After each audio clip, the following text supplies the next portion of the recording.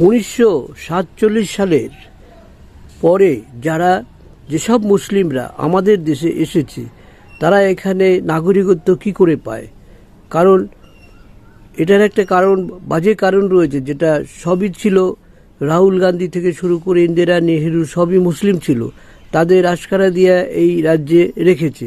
সুতরাং এখন আমরা হিন্দু রাষ্ট্র করতে চাই, আমরা হিন্দু গভর্নমেন্ট, তাই হিন্দু রাষ্ট্র ঘোষণা করা হোক। আর এই সব ব্যক্তিদের ঘুষ বেইটিয়ে বলে, মানে এরা এখানে অবৈধ, 1947 সালের পরে যারা এখানে এসছে তারা অবৈধ হিসাবে গণ্য করা হোক এবং এদের এখান থেকে তাড়িয়ে দেওয়া হোক। এমনকি মমতা ব্যানার্জি পর্যন্ত ঘুষ বেইটিয়ে বা অনুপ্রবেশকারী এদের তাড়ানো হোক।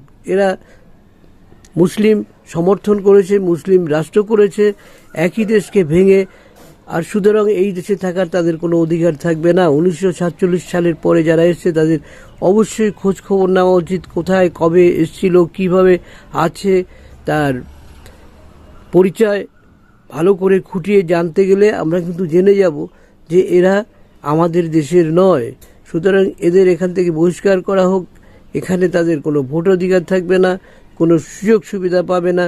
আর এখান থেকে তাড়াবার ব্যবস্থা খুব তাড়াতাড়ি করা হোক, এটাই আমার একটা দাবি রইল। কারণ এটা 1947 সালে যে ঘটনা ঘটিয়েছে, যেভাবে দেশটাকে ভাগ করেছে মুসলিম গভর্নমেন্ট, মানে ইন্দিরা গভর্নমেন্ট, নেহেরু গভর্নমেন্ট, এরা যা করেছে তা হিন্দুদের সপক্ষে নয়, সবসময় মুসলিমদের সপক্ষে। সুতরাং এখন আমরা হিন্দু রাষ্ট্র চাই এবং হিন্দু গভর্নমেন্ট রয়েছে, যত তাড়াতাড়ি হোক আমাদের হিন্দু রাষ্ট্র হিসাবে ঘোষণা করা দরকার। আবার এই বক্তব্যকে যারা সমর্থন করছেন তারা অবশ্যই লাইক শেয়ার করবেন এবং ভীষণভাবে কমেন্টস করবেন।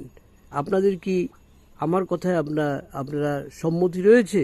যদি থাকে অবশ্যই কমেন্টস করবেন আর প্রচুর শেয়ার করবেন, যাতে ইন্ডিয়া গভর্নমেন্টের কাছে বেশি বেশি করে শেয়ার করুন, যাতে প্রধানমন্ত্রীর কাছে আমাদের এই কথাগুলো পৌঁছে যায়।